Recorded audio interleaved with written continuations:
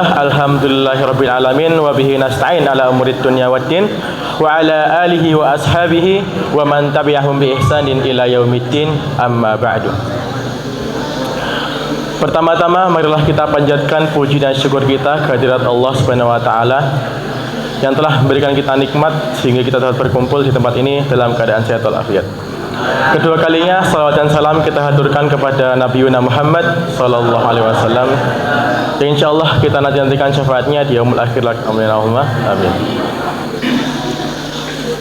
Nabiullah Yus'a adalah seorang nabi sekaligus seorang panglima perang yang diutus oleh Allah setelah Nabi Musa wafat.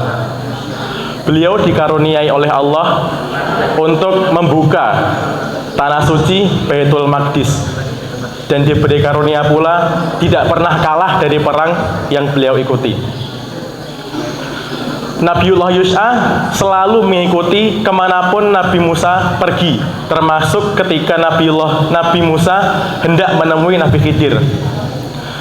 Dikisahkan oleh Syekh Umar Sulaiman Asy-Syaikhtani dalam kitabnya Kisah Sahih seputar Nabi dan Rasul, yang dikutip dari hadis Sahih Bukhari Muslim dalam kitab Riyadhus Shalihin, bahwasanya Nabi Yus'a ini sebelum berangkat ke medan perang, beliau menyortir pasukannya menjadi 3 kelompok.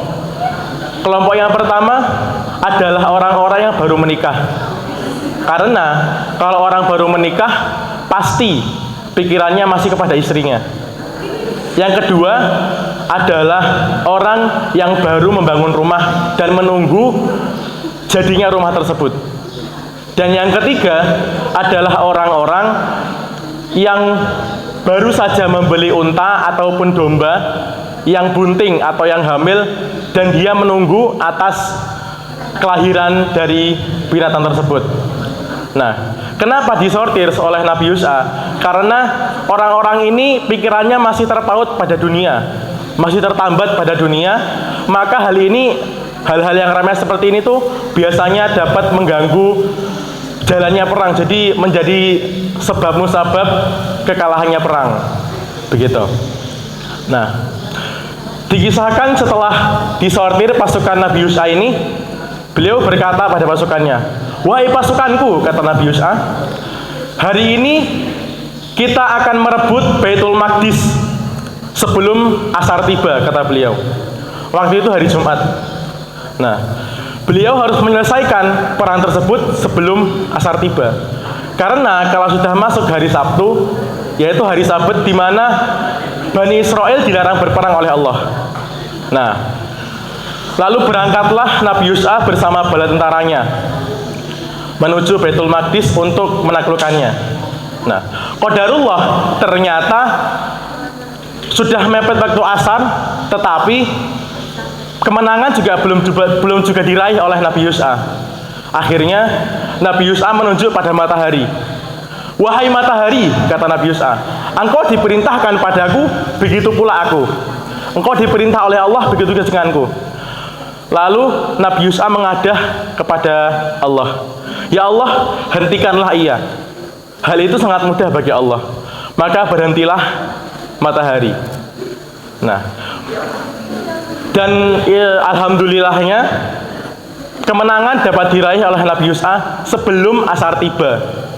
Nah, setelah kemenangan didapat, tidak serta-merta ghanimah bisa langsung diambil, karena waktu itu ghanimah belum dihalalkan oleh manusia.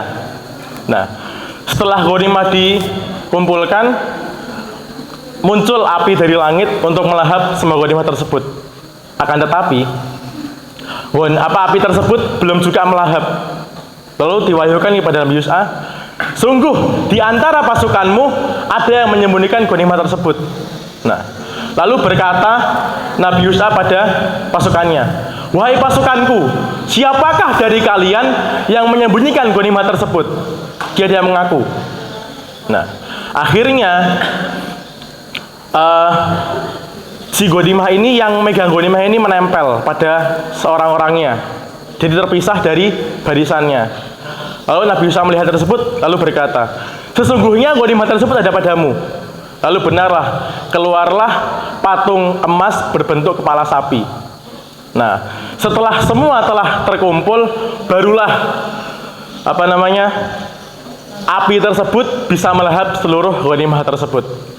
Nah, hal ini menunjukkan bahwa Nabi Yusha ini emang adalah nabi dan panglima yang kompeten, persis seperti yang dilakukan oleh Talut ketika hendak mengalahkan pasukan Jalut. Falamma fasala Talutu bil junudi qala innallaha mubtaliikum binahar faman syariba minhu falaysa minni wa man lam yat'amhu fa innahu minni illa man iktarafa ghurfatan biyadi. Di situ Talut juga menyortir pasukannya, yang mana dengan meminum air sungai dengan sengano ini, ya segini, pakai tangan, gitu. Nah, jadi apa hikmahnya? Di samping kita juga harus, kalau kita melakukan sesuatu, kita harus ikhlas pada Allah tanpa harus, ya artinya ikhlas, gitu. Dan juga fokus kepada apa yang kita tuju dan niatkan pada Allah. Nah, cerita ini juga menguatkan bahwa sebenarnya pusat dari tata surya ini bukanlah matahari. Karena apa? Karena waktu itu Nabi Yusha berkata pada matahari, berhenti mataharinya. Nah, yang mana Nabi Yusha ini nggak menyuruh bumi untuk berhenti, tapi matahari yang berhenti. Nah, jadi gitu. Tapi masih menjadi perdebatan ya, antara bumi atau matahari yang menjadi pusatnya. Tapi berdasarkan cerita tersebut, ya begitulah faktanya. Nah, jadi mungkin sekian yang dapat saya sampaikan. Wabillahi taufiq wal hidayah. Wassalamualaikum warahmatullahi wabarakatuh.